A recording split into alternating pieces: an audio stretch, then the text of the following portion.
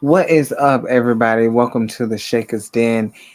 Dreon Santana here, Nikki Bougie here. The Salt Shakers are in the building, and it is time for a little bit of NXT Uncut.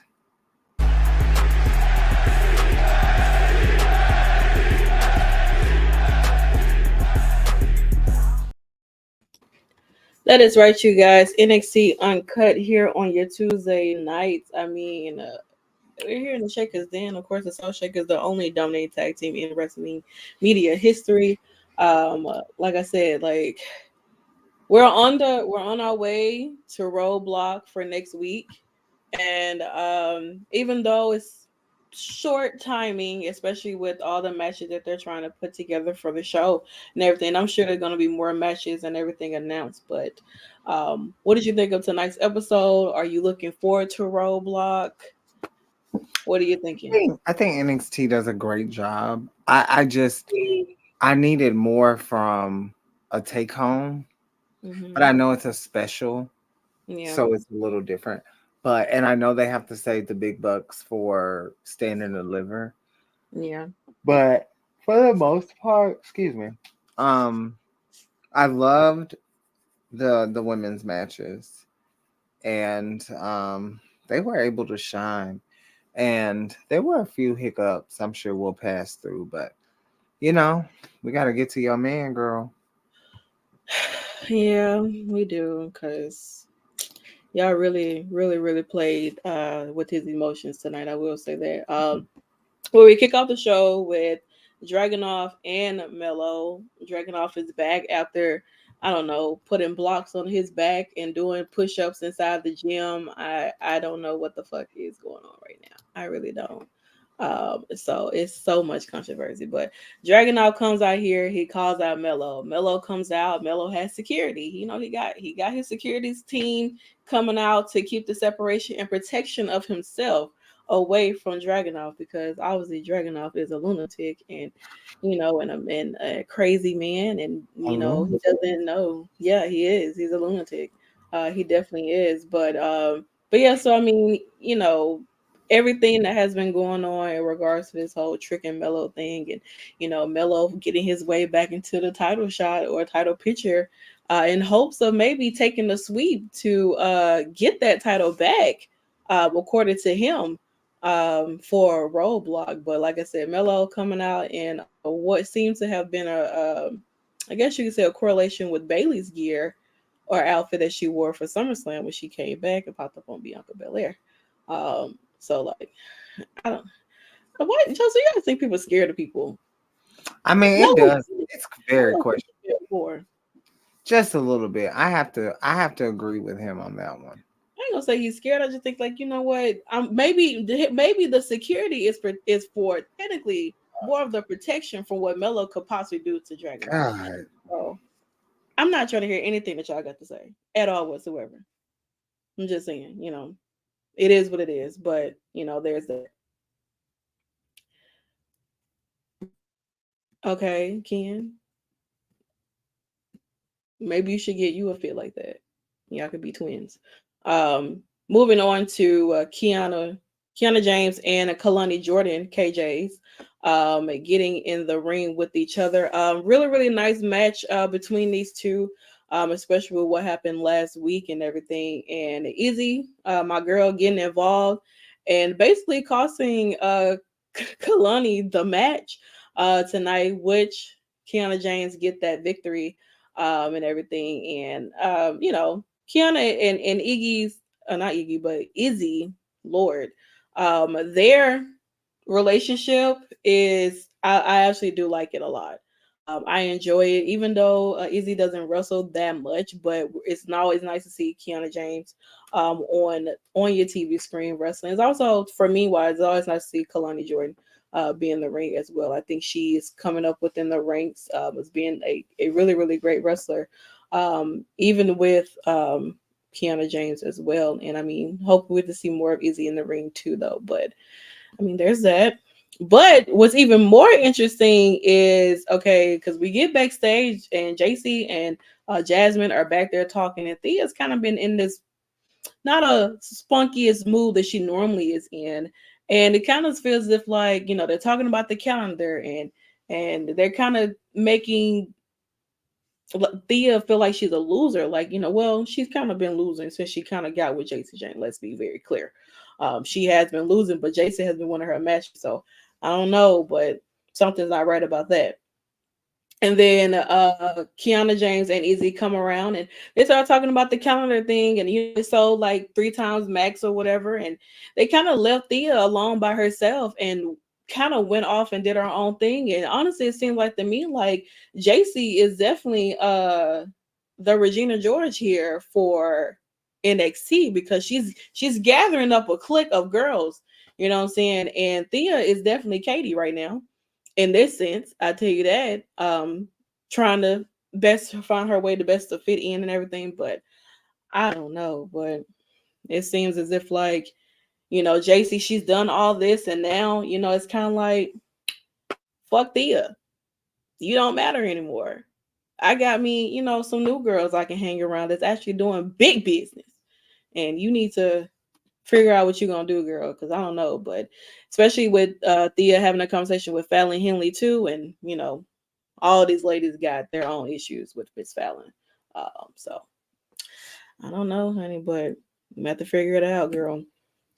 As we move on to Idris and Malik taking on Luke Gallows and Carl Anderson, of course, the Good Brothers are here in NXT doing the do, and a really, really nice match. It's really nice to see the Good Brothers even wrestle in the ring, because we don't get to see them wrestle that often at all whatsoever. So to see them back down in NXT, it kind of gives a little old black and gold kind of vibes in a sense as well. So I definitely enjoyed this match. I think that Malik and Idris are fantastic in the ring. I feel like they are like they work really, really well together. I understand, Stephanie, but somebody got to be the loser. And if they're not gonna win against Luke Gallows and Carl Anderson, especially when they just brought their ass down here. Yeah, it's clear they're getting worked for the tag team titles. I thought this was a great match. Mm-hmm. Personally, they like Tamara said, they do have a great chemistry in the ring, and they're all four great wrestlers. Two veterans, two rookies trying to get their mold. Um, I think it was great. I really do, and I think that win or loss, they're getting exposure.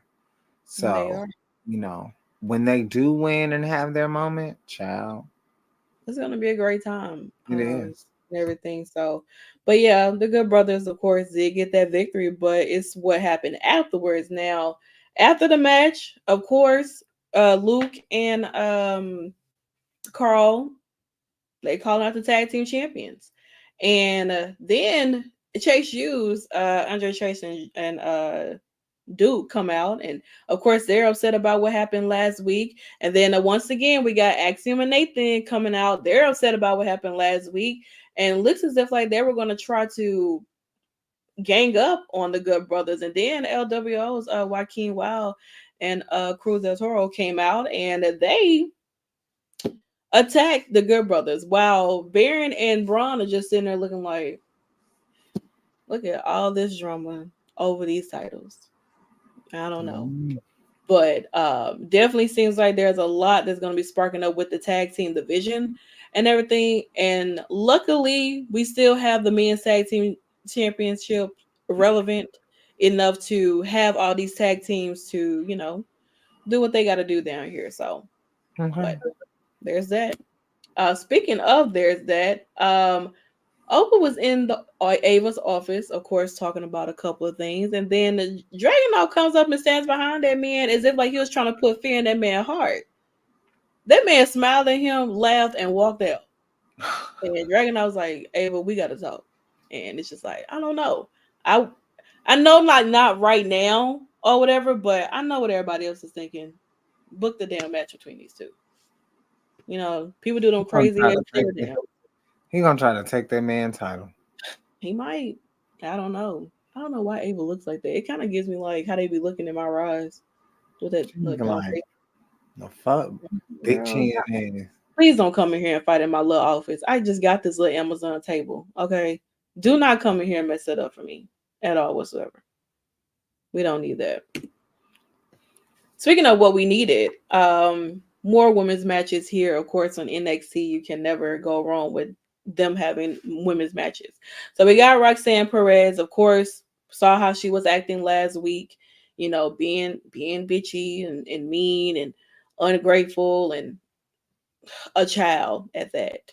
And Jagara put her ass in her place and everything, which leads to this match here with Roxanne and Jakara. We don't really get to see Jakara in the ring that often, so uh, I'm not going to say she's a great wrestler because I don't see her in the ring that often at all whatsoever. But what I will say, she did hold her own, even with Last Legend being out there to be a little bit of an assistance to her. She still held her own in a bit, but Roxanne is on this mean streak and no, well, I can't say undefeated streak, but she's on a mean streak right now. And she's definitely proving it and showing the case to the girls. And this is not the last of Roxanne, honey. She's gonna be losing her mind all day. Jakara put her in her place. I could have sworn she was 7-0. What I meant was, if you were listening, I'm talking about in the promo that they had backstage, the segment is when she put her in her place. You can tap here and still put people in their place.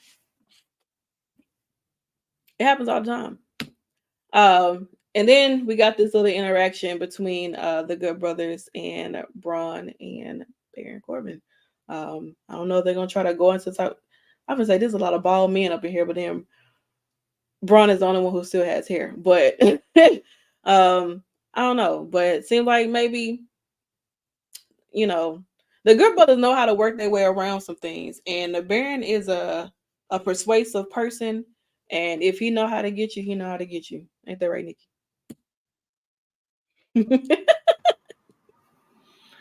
Well, you know I love me some bald headed bear, honey. you know. All right. And then we move on to Daja versus Luca. Um, I mean, I guess this match is happening because Luca decided that he may possibly want to be Joe Gates' lawyer in a sense. And this match happened. It wasn't that long. Dijak basically dominated this man. Luca did the best that he could. Um, and Dijak won. Well, he got flew. First of all, he got tossed over the damn commentary table as always. And I know that Vic is tired of his candy being wasted every chance he gets. I'm telling you that. And Boogie T just got back. I'm sure he's not trying to go back home. I'm telling you that. I don't know. But I mean, he did get more offense than he thought he would. But I mean, you gotta give him a little something, something. You can't just go out there and get your ass beat. You gotta at least give them something, something to do. You know. But he ended up getting the victory, and Joe Gacy is out there out of his damn jacket and shit. I don't know how the hell he got out, but there's that. And then we get to Laura and Tatum. Laura, of course, she retained her championship last week, even though Shotzi wasn't able to continue to compete within the match. She did send her condolences to Shotzi and said that whenever you're ready and you come back, girl, you'll have this opportunity. Whoever's holding the championship at that time, I guess. And then she says, Tatum, girl, I got a surprise for you. I got something for you. And the what she had for her was a tag team title shot against the Kabuki Warriors at Roadblock, which I think is absolutely great. In a sense, because the Kabuki Warriors are holding those tag titles, and I mean, they're the women's tag team champions for NXT does no longer exist. So I think that it's only right that they do defend those titles, on NXT as possible. There's tag teams down there, and Lara doesn't really have anything to do technically. But of course, if Roxanne Perez is somewhere in the picture, she's gonna find a way to get herself involved. Or at least cost Lara and Tatum the opportunity to win these tag titles. I think it's a good opportunity too, to be honest. Mhm. Definitely bring those titles down here, give them a little something, something. Mm. Gotta do something big for Roadblock, especially when it's just a TV special. But even the TV specials, that doesn't mean anything. Speaking of meaning anything, Ridge Hollins decided that he wanted to break up the good things that were happening out here. For him to come out and just talk about whatever, and then we get the mystery person who apparently a lot of people thought was Okada or whatever. So I hope you guys are happy that that is not who y'all thought it was. And it ended up being Sean Spears. He is no longer Ty Dillinger, the perfect 10. Honestly, truly, I'm not gonna lie, he was not someone I was expecting to be at all. He did not for 1 second cross my mind. But me and Nikki was like, damn, is that Randy Orton? Because I was like, now Randy, not you out here playing with these people, but um definitely was not expecting this to be Sean Spears at all whatsoever. I didn't expect it. Why? Because I wasn't thinking of this man. I thought he was still in AEW. Not gonna even lie. I just thought maybe he just wasn't doing anything. Normally, like the rest of the roster happens to not do anything.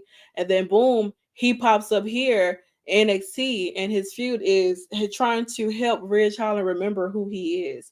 So congratulations. Means that we're going to be getting the Iconics, maybe not. Who truly knows? Because Cassie is pregnant now again, and who knows what happened. But right now, let's see what Sean Spears has in store with us, and he's keeping this chair gimmick, I guess, in a sense as well. So shout out to him, I girl. was shocked. You don't know that. Like, I'm not gonna lie. Like, I was like, man, I was like, I turned to my granny. I said, "You know who that is, right?" She was like, "Hell no." And then I'm like, like it's really Randy Orton. And then I look and I said, "Never mind, never mind. Don't think about it. Don't even think about it. I'm screaming. Don't even think about it."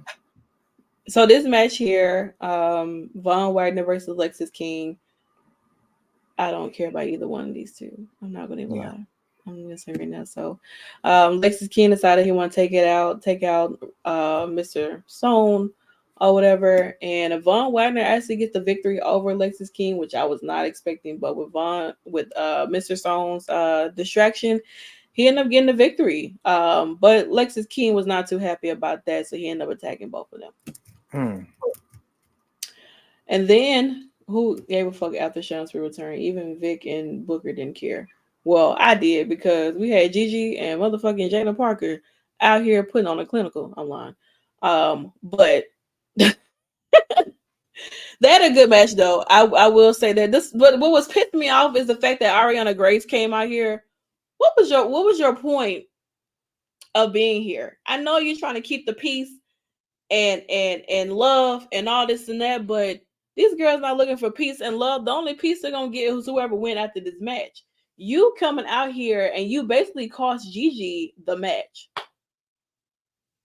You did. You cost Gigi the match. So like I'm like I get it what you're trying to do, Ariana, but you pissing me off. This match was perfectly fine without you coming out here trying to be a distraction and literally being a distraction, and you cost Gigi the match. So girl. It But was foolish. I don't know. My thing is with Miss wannabe ass Miss America or whatever the hell she is. I just no. I just can't do it with her. She's so late. Like she's so 2000. She's so I want to be king and more. She's just not the girl that she's just not the girl that she thinks she is. I'm just gonna go ahead and say it. Like that's how I feel, mm, and that's where I'm at with it. I'm over it. But shout out to Jada for getting the victory and everything. She looked great. I think she's definitely gonna be moving up within the ranks. Honestly, it's like that Gigi keeps losing though when she's like a great wrestler. But damn, girl, you haven't really caught a break. Mm-mm. Like I ain't gonna lie, a lot of y'all was like, "Oh, Gigi was a star." What You happened? see exactly who was the actual star when Toxic Attraction went their separate ways, because everybody was like, "Oh, Gigi's gonna be the bigger star than JC."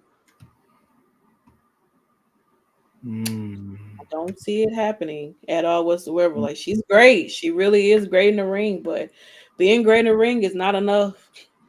You need to do a little bit more, Gigi girl. I'm telling you, because right What do now you it's think she's lacking? aura. She Mm, doesn't have it.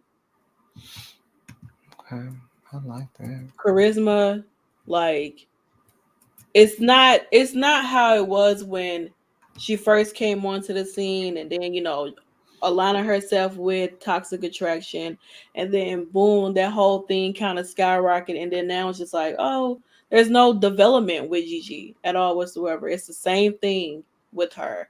There's nothing has changed for her, you know, at all whatsoever. Yes, she may have got new gear, changed it up a bit, but that's about it. Other than that, it's just there's nothing else that is making me personally feel like I should care. So Yeah, that's I don't know. true.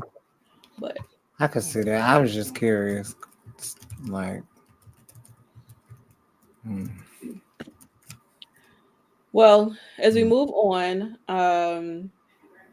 because we got a video thing of showing of see you soon at Roadblock, and I'm just gonna assume that Miss Soul Ruka is coming back because she's already had a live show match for NXT. So I'm just gonna assume that the only person I know about the Beaches and Waves is Soul Ruka. So unless they got somebody else coming in out the way, that's the only thing I can think of that's over here by these beach waves. But other than that, I know this has to be Soul Ruka. There's no other way around it unless y'all got somebody different. So she's supposed to be at Roadblock. What is she gonna do at Roadblock? I have no idea, but I'm definitely gunning on it to be So Ruka. I'm excited for her to come back.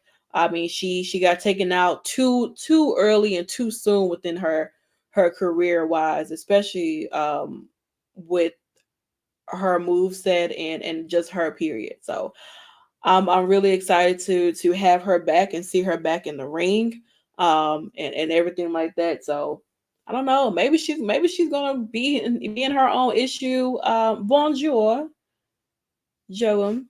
Happy to have you here. But yeah, so I don't know what's gonna happen.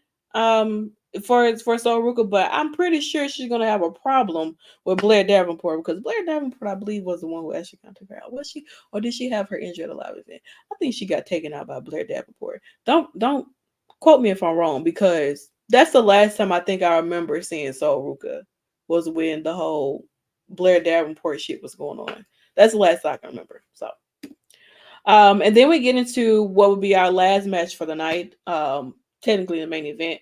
Nomandar taking on one of these four gentlemen for the Heritage Cup Championship or Cup, basically. Okay, so yeah, so I think she did injure a live event, and they explained with Blair taking her out. Okay, so probably she's gonna have her own thing with Blair Davenport. I'm sure Blair got a lot of people that she took out that she's gonna have to come face to face with. Simple as that. So Noman found out who he was going to be facing, and he faced Charlie Dempsey for his Heritage Cup. And I ain't gonna lie, Charlie was really working that man. He was.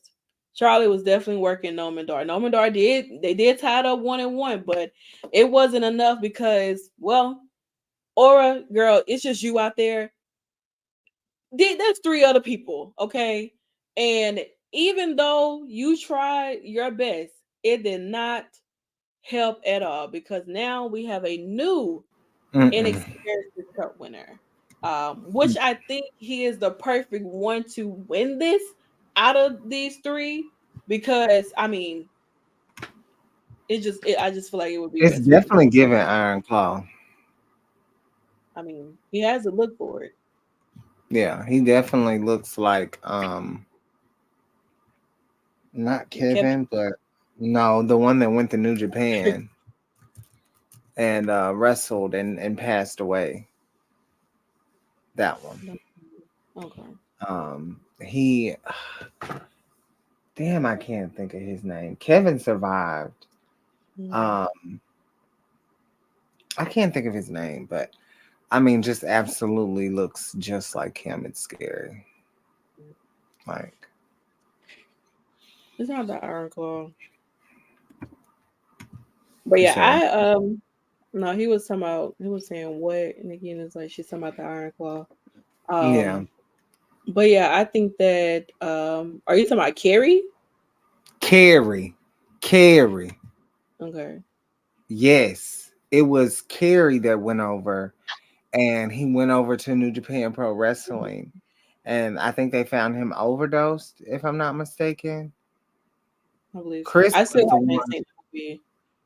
Yeah, it's all the deaths were in, Yeah, The Dark Side of the Ring and everything too. yeah, and everything, but Actually seeing it, oh my them god, actually do it. I still have not seen Iron Claw at all it's whatsoever. And totally I think they're different. still showing it in my movie theater, but I just Mhm. haven't went to see it.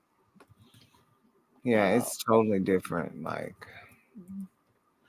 I believe it. But shout out to Charlie Dempsey for getting this victory. Like I said, I'm sure that Noman Dar is gonna get this cut back.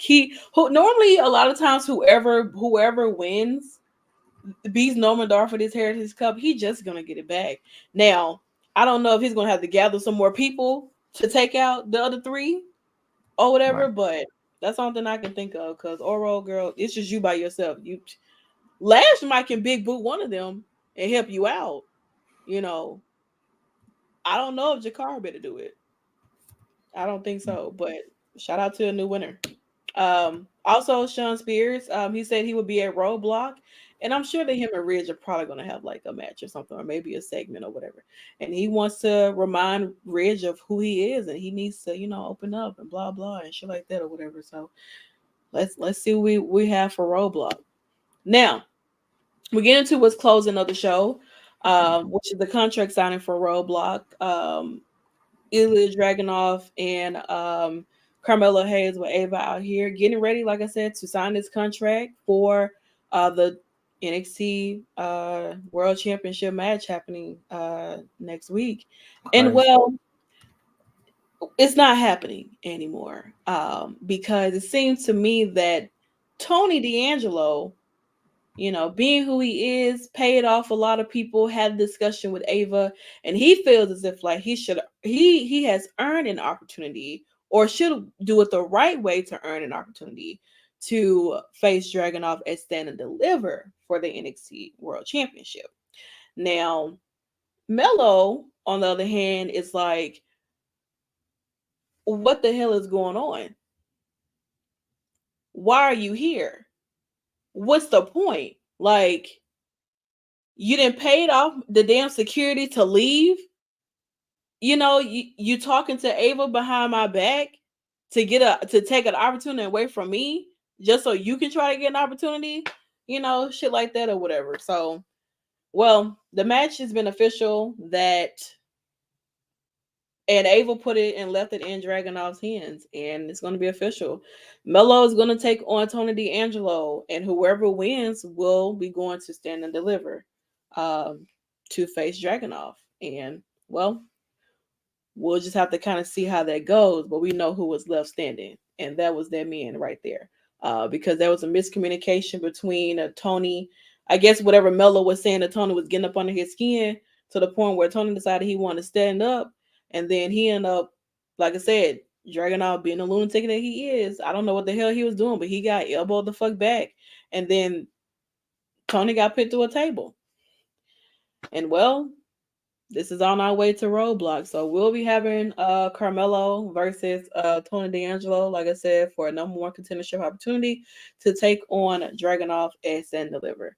Now, depending on what happens next week, I already know exactly who's going to be going to Stand and Deliver. Absolutely.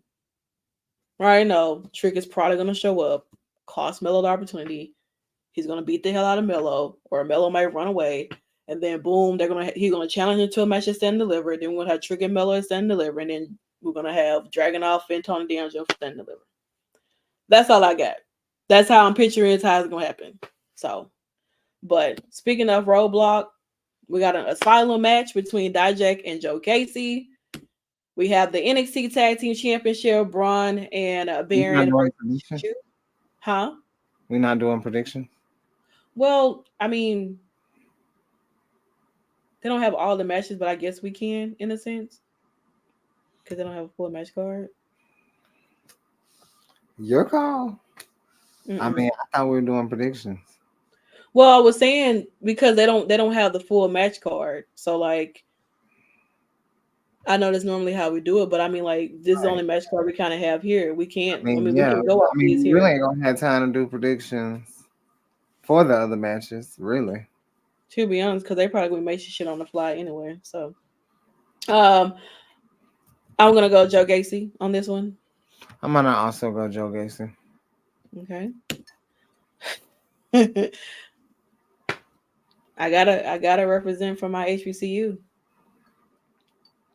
But I I think it'd think, be yeah. But I mean, it's so difficult to kind of say. But I'm gonna go with Chase U, absolutely. yeah. But with Braun being signed to the main roster, don't know really how much longer he's gonna be down here in NXT to be holding these titles.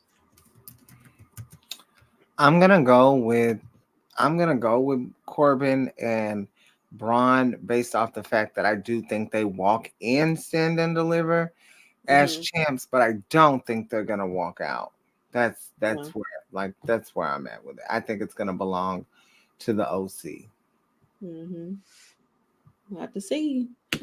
Speaking of seeing, we have the WWE Women's Tag Team Championships on the line. The Kabuki Warriors versus the NXT Women's Champion Live by Kira and Tatum Paxley. I do feel like the Kabuki Warriors are going to retain because there's probably going to be some miscommunications with Tatum and Lyra because of Roxanne. And maybe Lola get her ass out here and be involved too. Because where has she been since then? Okay. But what you got? I think this is a layup because they don't have anyone for Lyra. Mm-hmm. So So what does that mean? like I think this is like just a layup match. Like they're just giving her the opportunity.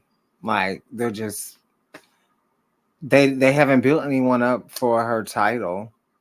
So I don't think she's gonna win the championships, but I think this is just like a layup match for the Kabuki Warriors and just a layup for Lyra to be on the card, to be honest. Yeah. So I'm going Kabuki Warriors for sure. Shout out to the Kabuki Warriors. Okay. And then, I mean, they don't, like I said, don't have anything else. So that's pretty much that there. I kind of already know what's going to happen with Mello and Joe Gacy. Mello is not going to win. I mean, not Joe Gacy, but Mello and Tony D'Angelo. Mello is not going to win.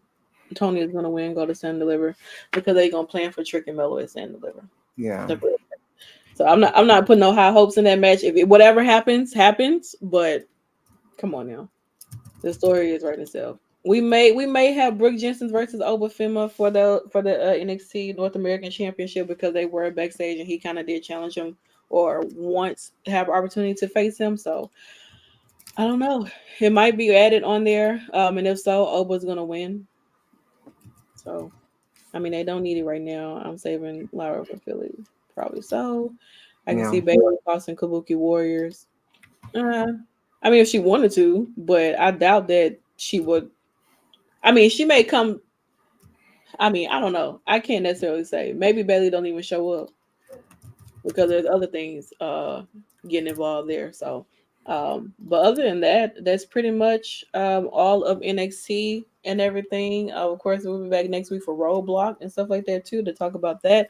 But continue on with this week on Thursday. We do have our final interview of this month for Black History Month Spotlight dropping with Matt. Uh-oh. That'll be dropping, huh? I said, uh-oh. Oh, that'll be dropping. Also, we'll be back for TNA Wrestling, the aftermath of No Surrender. We'll talk a little bit No Surrender. And then, of course, we'll be talking about that night show. And then, of course, we'll be, speaking of not showing up, I'm going to be asleep for TNA talking to. Okay. Thank you for the communication. Appreciate it. You know, great.